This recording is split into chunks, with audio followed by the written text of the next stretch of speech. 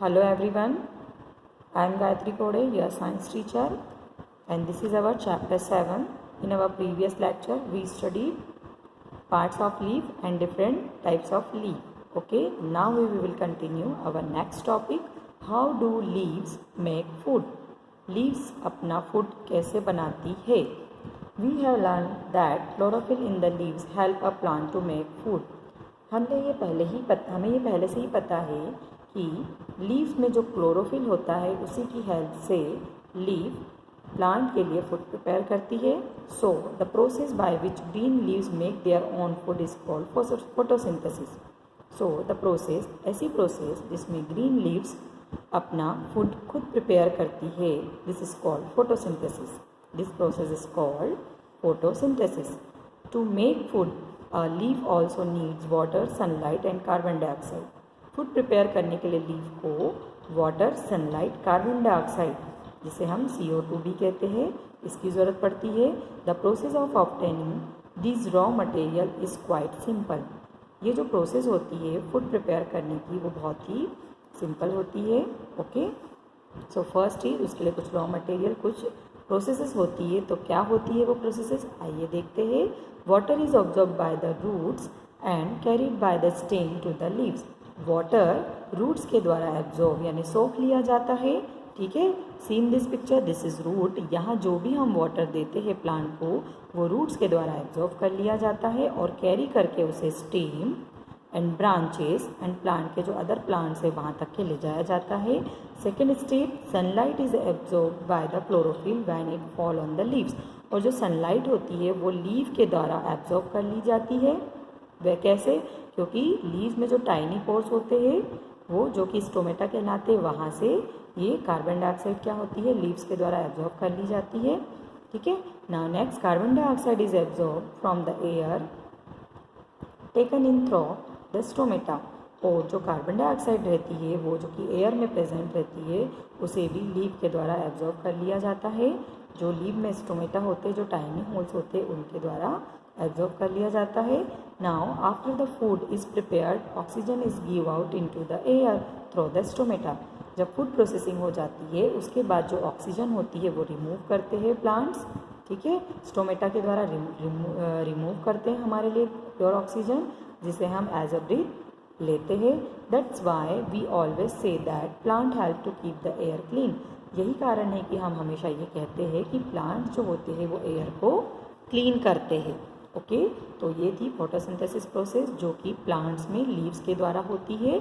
और लीव्स में जो क्लोरोफिल होता है उसी के कारण ये प्रोसेस कंप्लीट होती है. और इस प्रोसेस में प्लांट्स को किस किस की रिक्वायरमेंट होती है? Water, sunlight and carbon dioxide. Okay student, now we will do an activity, and the aim of our activity is to prove that sunlight is needed by the leaves for photosynthesis. Photosynthesis की process में leaves को sunlight की ज़रूरत होती है. Okay, ये हमें proof करना है.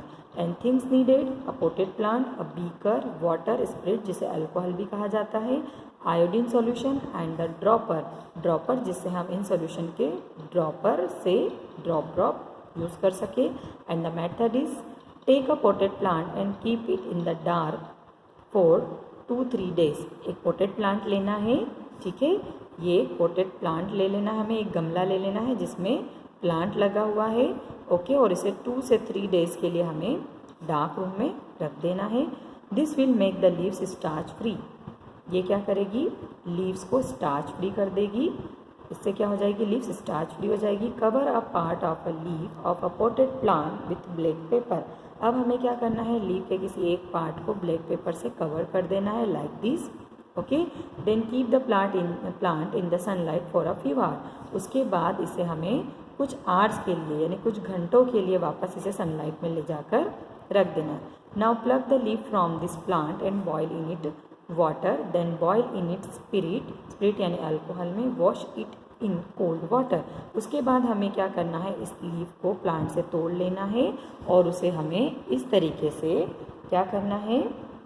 पहले तो हम क्या करेंगे?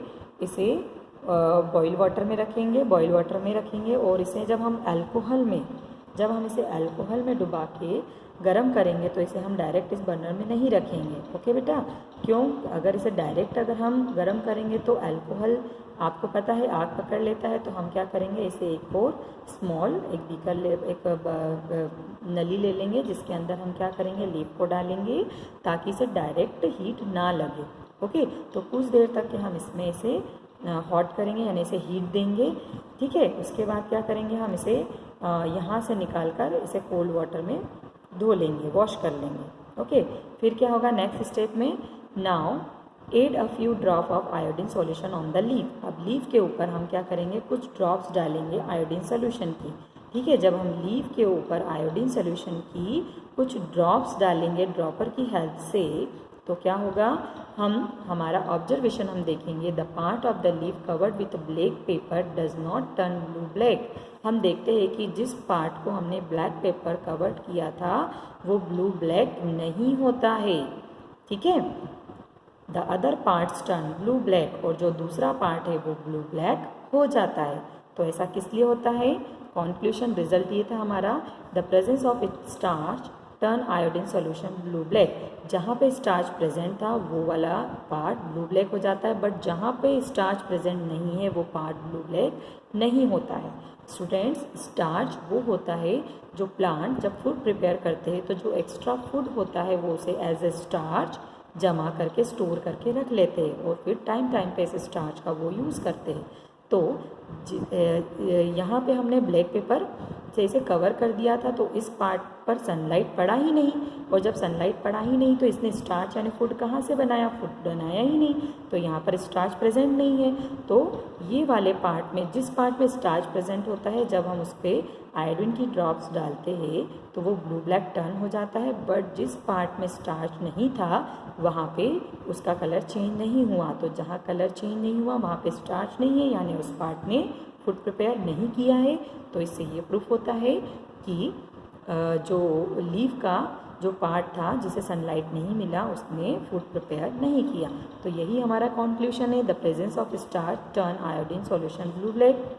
ठीक है, जो जिस पार्ट में स्टार्च प्रेजेंट था वह पार्ट ब्लू ब्लैक हो जाता है जैसे ही हम उस पर आयोडीन का सॉल्यूशन यानी बूंद डालते हैं। Since the covered part of the leaf did not turn blue black, और जो कवर्ड पार्ट था वो ब्लू ब्लैक नहीं होता है।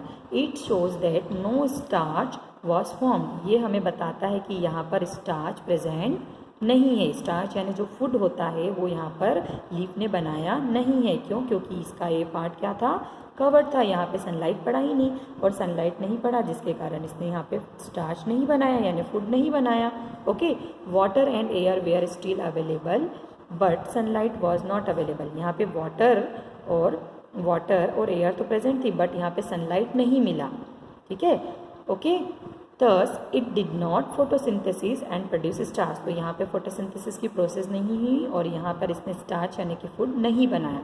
This shows that sunlight is needed for photosynthesis, यह हमें यह बताता है कि फोटोसिंथेसिस की प्रोसेस में सनलाइट ज़रूरी होती है। Okay students, okay, the food prepared by the process of photosynthesis is in the form of sugar. Photosynthesis की प्रोसेस के द्वारा जो फूड प्रिपेयर होता है वो शुगर फॉर्म में होता है। This food is taken from the leaves to different parts of the plant through branches and stem, और यही प्रिपेयर फूड लीव्स के द्वारा प्लांट के डिफरेंट पार्ट में लाइक ब्रांचेस एंड स्टेम में पहुंचाया जाता है। The plant uses some of this food for its daily activity. तो ये जो प्रिपेयर फूड होता है इसको प्लांट इसके जो फूड प्रिपेयर करते हैं तो कुछ फूड तो अपनी डेली एक्टिविटीज़ में उसे यूज़ कर लेते हैं, एंड जो ज़रूरी नहीं होता है, जो एक्स्ट्रा फूड होता है उसे स्टोर कर लिया जाता है। ओके, एज अ स्टार्च, जो एक्स्ट्रा फूड होता है उसे स्टोर कर लिया जाता है जिसे स्टार्च कहते हैं। तो ये स्टार्च किस किस फॉर्म में स्टोर होता है, या तो वो रूट में हो जाता है, या तो स्टेम में हो जाता है, या तो लीव्स में, या तो फिर फ्रूट्स में, और some time even flower of the plant, और कभी कभी ये प्लांट के फ्लावर में भी स्टोर हो जाता है। तो यह क्या होता है, एक्स्ट्रा स्टोर फूड, जो कि प्लांट के डिफरेंट पार्ट में स्टोर हो जाता है जैसे root, stem, leaves and fruits.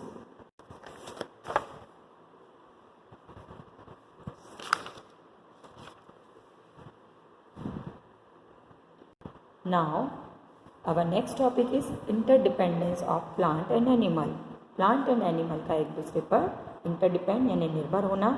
Animal and plant are depend on each other in several ways. Animal और प्लांट एक दूसरे पर कई तरीक़ों से डिपेंड होते हैं। Green plant are the main producer of food. जो ग्रीन प्लांट होते हैं वो मेन प्रोड्यूसर होते हैं जो कि फूड बनाते हैं। Animal depend on this plant for food. और जो एनिमल होते हैं वो अपने फूड के लिए प्लांट पे डिपेंड होते हैं। ठीक है, thus a chain exist in nature. इस तरीके से नेचर में एक चेन बन जाती है फूड के लिए, फूड प्राप्त करने के लिए, फूड ऑब्टेन करने के लिए, which we call a food chain, जिसे हम फूड चेन कहते हैं। ठीक है, फूड चेन में क्या होता है, प्लांट एनिमल पे डिपेंड होते हैं, एनिमल प्लांट पे डिपेंड होते हैं। तो इस तरीके से क्या हो गई, ये फूड चेन बन गई। Besides plant also give out oxygen which is needed by animal to breathe. जैसे कि प्लांट ऑक्सीजन छोड़ते हैं जो कि एनिमल को ब्रीथ में ज़रूरी होती है। Animals in return give out carbon dioxide which is needed by the plant for photosynthesis. और उसी तरीके से एनिमल्स जो होते हैं वो कार्बन डाइऑक्साइड छोड़ते हैं जो कि प्लांट को फोटोसिंथेसिस की प्रोसेस के लिए ज़रूरी होती है। तो दोनों एक दूसरे पर डिपेंड है, किसके लिए, ऑक्सीजन एंड कार्बन डाइऑक्साइड के लिए।